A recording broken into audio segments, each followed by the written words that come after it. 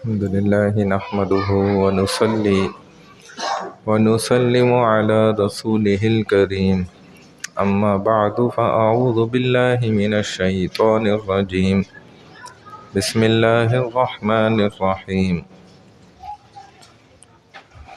رسول اللہ صلی اللہ علیہ وسلم کی سنتوں کا ذکر چل رہا ہے۔ آپ صلی اللہ علیہ وسلم کا چہرہ مبارک وہ داڑھی کے ساتھ تھا۔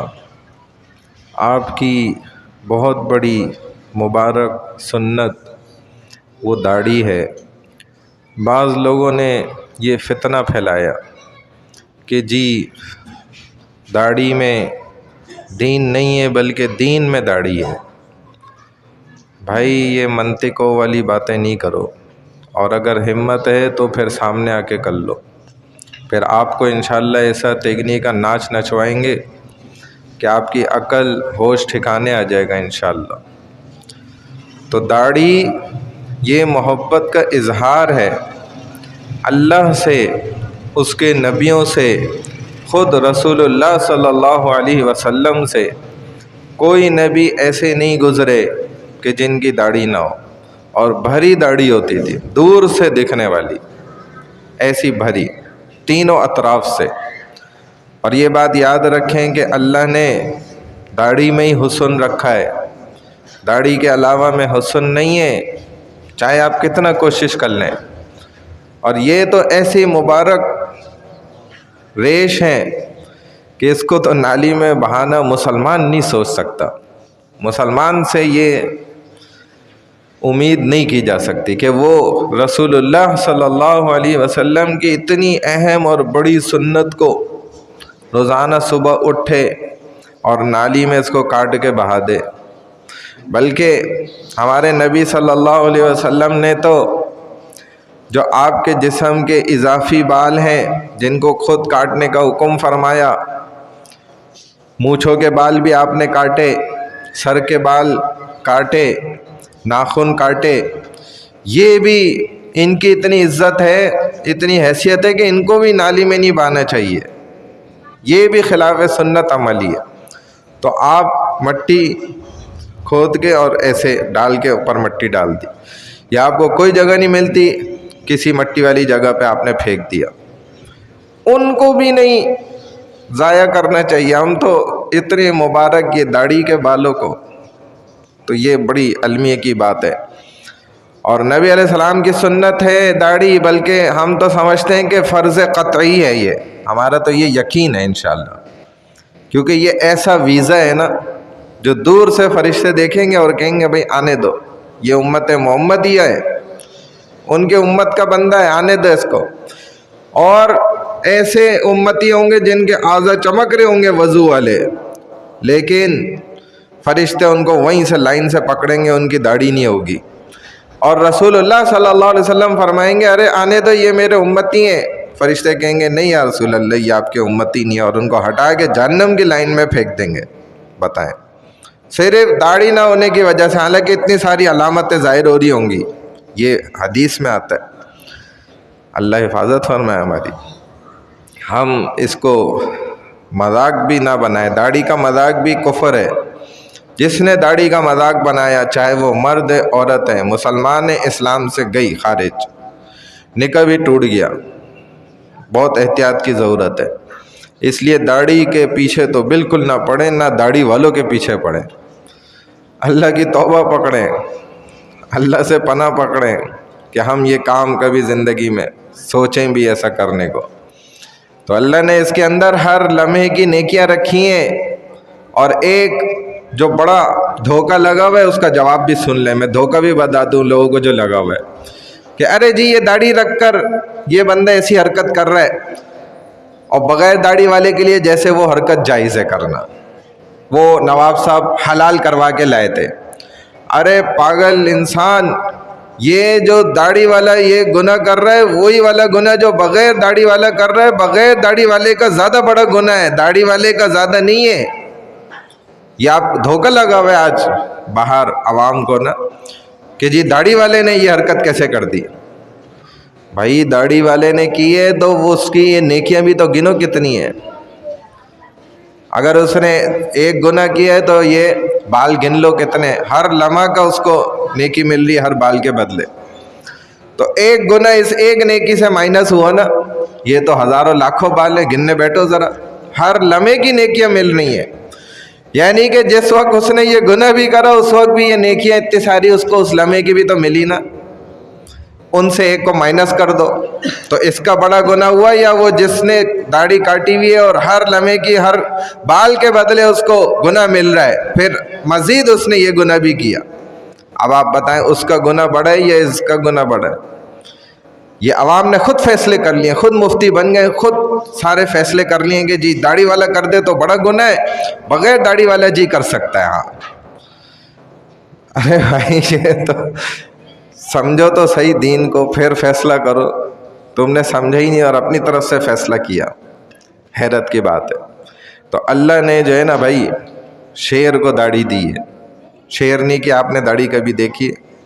ہوتی نہیں، اللہ دیتے ہی نہیں اس کو. وہ بغیر داڑھی کے اس کی خوبصورتی ہے، اور شیر کی خوبصورتی اس کی بھری داڑھی کے ساتھ ہے، اور بغیر داڑھی کا تو شیر بھی نہیں ہوتا.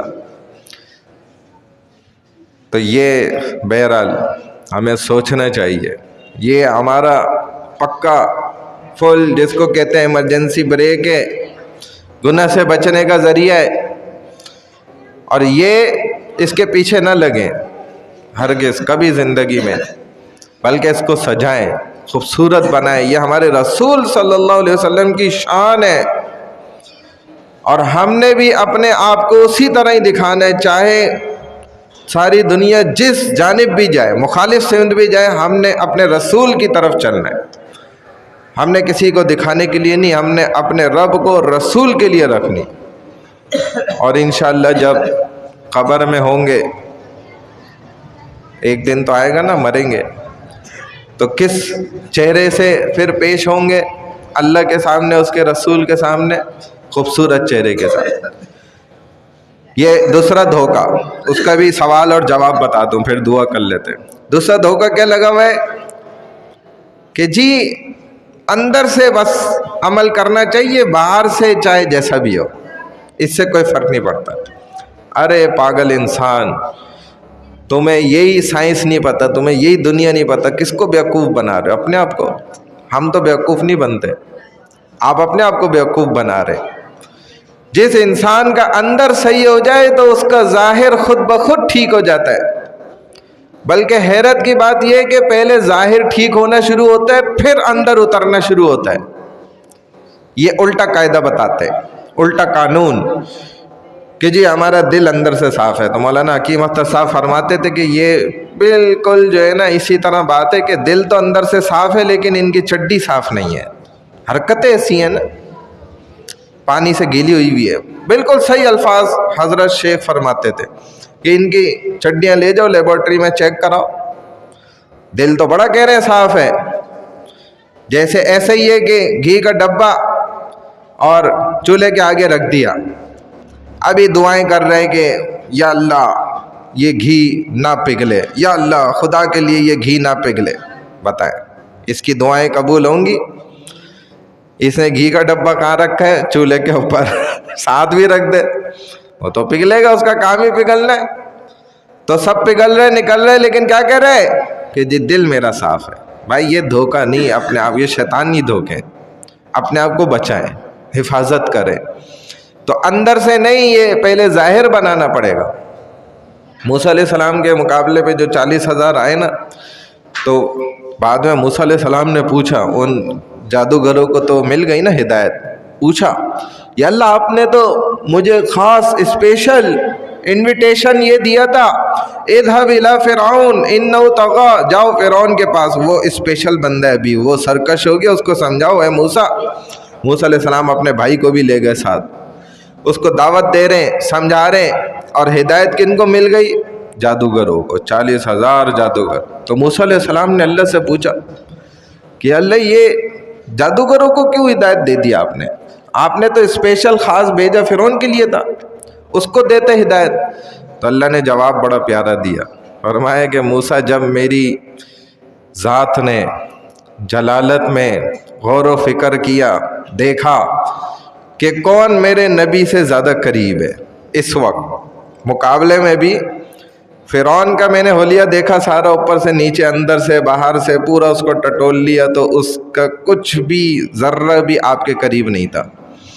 لیکن یہ جادوگروں نے چونکہ آپ کا جیسا لباس صرف ظاہر بنا لیا تھا، جو ہم بات کر رہے ہیں نا، صرف ظاہر نبی جیسا تو بناؤ، کم از کم داڑھی، ٹوپی، سنت لباس، چہرہ، اپنا جسم تو ظاہر تو بناؤ نبی جیسا۔ اللہ انشاءاللہ ایک وقت آئے گا باطن بھی بنا دیں گے۔ تو وہ اللہ نے فرمایا کہ انہوں نے جو موسیٰ کا جیسی کپڑے پہنے ہوئے تھے نا، بس یہ ایک چیز دیکھ کر میں نے بولا اب انہوں نے باہر بدلا، میں ان کا اندر بھی بدل دیتا ہوں۔ میں نے ان کو ہدایت دے دی۔ سمجھ گئے بھائی؟ تو اللہ تعالی ہمیں بھی توفیق دے۔